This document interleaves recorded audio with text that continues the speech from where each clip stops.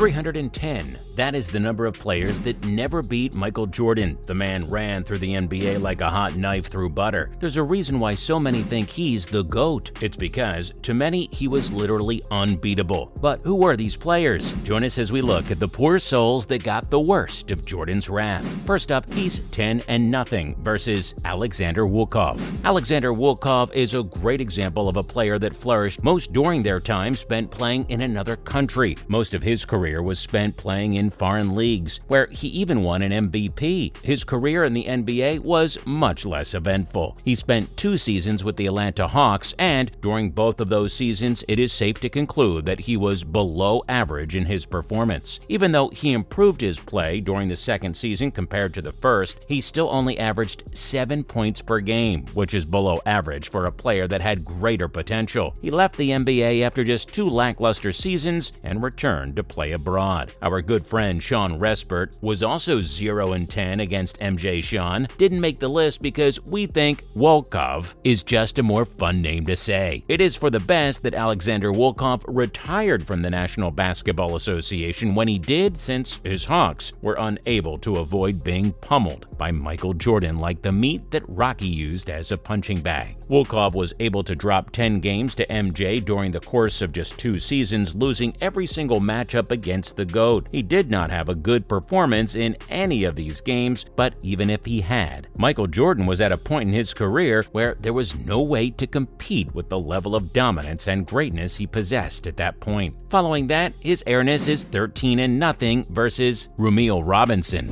Robinson spent 8 years working as a journeyman point guard. After graduating from the University of Michigan in 1990, he entered the draft and was selected by the Atlanta Hawks as the 10th overall pick in the first round. During the course of his career, he was a member of 7 different teams, but despite this, he was essentially the same player for each of them. In 1992, he had his best season playing all 82 games and averaging 13.0 points per game and 5.5 assists per game. His career in the NBA was quite typical, but all things considered, he did rather well for himself. But as we all know, by now, when Michael Jordan was in his prime, being average wasn't good enough to compete with him. Rumeal Robinson was the opponent against whom Michael Jordan had the 5th best head-to-head record in head-to-head games. Jordan and the Chicago Bulls won all 13 head-to-head matchups against Robinson. In head-to-head matchups, Jordan shot 55.8% from the field and posted 9.5 points per game, 5.8 rebounds per game, 7.4 assists per game, and 2.4 steals per game. Robinson's performance in all of his games against Jordan was nothing special, as he only managed to average 7.8 points per game while Jordan feasted on his teams. Next up, Michael was 16-0 versus Chris Gatling. The Warriors selected Gatling in the first round that year, and he had played college basketball at Old Dominion University. In 1997, he was selected to the All-Star team. He too may be considered somewhat of a career journeyman. He split his time between the Mavericks and the Nets during the 1996-1997 season, playing for both teams. Throughout his career, he scored an average of 10 points per game, which is respectable but not particularly impressive. Overall, a player who's about as average as they come by the standards of the NBA. And unfortunately for him, Michael Jordan wouldn't even let all-time greats get away without damage. So heaven alone knows how he stacked up against any ordinary player. Michael Jordan finished his career in the NBA undefeated against Chris Gatling, going 16-0 against him, which is one of the most embarrassing statistics to ever exist. Jordan scored an average of 30.2 points per game, 7.5 rebounds per game, 4.8 assists per game, and 2.1 steals per game in his 16 victories over Gatling. Against MJ, he scored 12.9 points per game and pulled down 5.7 rebounds per game on average. Additionally, Jordan defeated Gatling in all 6 of their postseason matchups, resulting in a perfect record. Gatling, along with the other players on this list, was just unable to avoid Michael Jordan's wrath